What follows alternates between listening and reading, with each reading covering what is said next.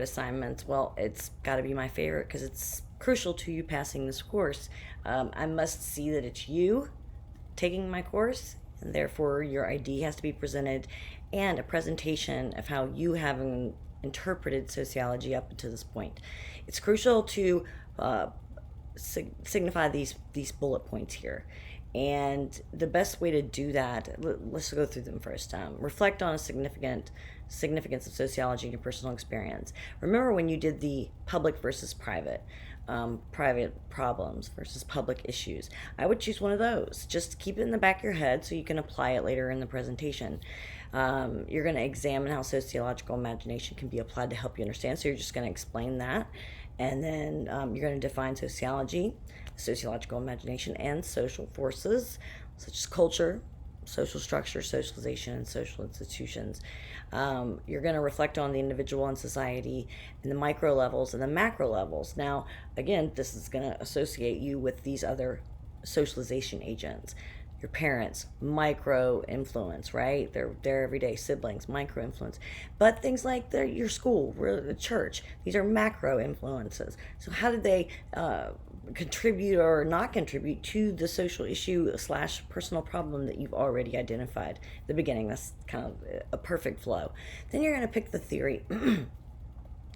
And the theory is going to be either conflict perspective. Keep in mind, conflict is always the isms, racism, sexism. It's always those who have been treated unfairly and unequally. So keep that in mind for conflict theory. This is going to explain a situation and say all the isms involved. Functionalist theory is going to be more of an optimistic view on society, how we function, what the church does to ensure this function, what the school does to ensure, what parents do to ensure this function. But it can also, and conflict theory would argue, it can hold people down. With using the isms. So you have symbolic interactionism. This seems to be everybody's favorite because it's very micro. You can watch the situation in a classroom when a teacher asks a question and all the students' heads go straight down. When you're in church, someone talks too loudly. When you're at a music festival and you're the only one not dancing. I mean, these are all like very, micro observations. And you can say this is very typical of this situation. So that would be your symbolic interaction. It doesn't really focus on right or wrong. It just kind of focuses on, let's observe the situation. But policy focuses on functional and conflict perspective. So please don't ignore those. All right. Then you would say, okay, this is how I would do my study. Would I do qualitative, which would be interviews with multiple people, identifying the variables from the interviews, versus like your census that you receive in the mail or you do online. This is this huge collection of data, even though it may be misinformed, because you're not seeing the face of the person who's filling out the survey, right? So you have to keep in mind skewed data. Qualitative, you're going to see that you're probably going to interview that person, like in person, get their whole story. And so you can probably interview 12 people for a study where you could survey 12,000. And that's quantitative versus qualitative. So how would you want to get your results? Are you investigating the basic, trying to establish the thesis, qualitative, or are you just reaffirming or trying to dispute something that's a kind of a national knowledge, like something that we know to be true, so you could just send out the surveys? How many people in rural Georgia identify as the LGBTQ community? And then you could have a subset that says identifies as an advocate for, and then you can have a space that says nothing.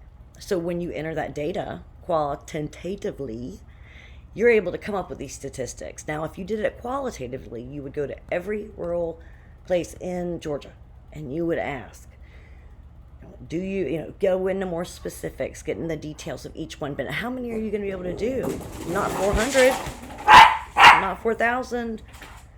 So this is something to keep in mind. It asks you to do the video. So this is what it's asking you to do, is to teach me. I need you to teach me. I think this is excellent because in academia, you're a forever learner. and I want you to teach me, keep my interest, and show me that you know what you're talking about. The first few sections of this class are crucial. They're crucial to understanding. Everything else will be secondary. This is crucial. Understanding the sociological imagination, the theories, the research. That's what you have to understand. And then you can move forward and see the world through the sociological lens. It's pretty cool. So I need you to teach me, engage my interest, but most of all, I need you to make sure that you're applying information that's not your opinion. Okay? This course is to teach you. So you want to apply, Freud, publication of whatever about penis envy, and then, parentheses, the year states that blah, blah, blah, blah, blah. This is how I interpret that. So this is important to give you any validation. So you must not only be entertaining and be able to keep the viewer's attention, you must be credible, because this is academics. This isn't like social media. So you do want to reference these credible sources so that the viewer doesn't think you're just making this up. How do I know you're not some, crazy fascist on social media? So it's extreme. So that makes the academic part. But otherwise, I want you to be creative. I want you to use whatever methods you find the most comfortable to present to me the information that you've learned and thus far in the course about sociology.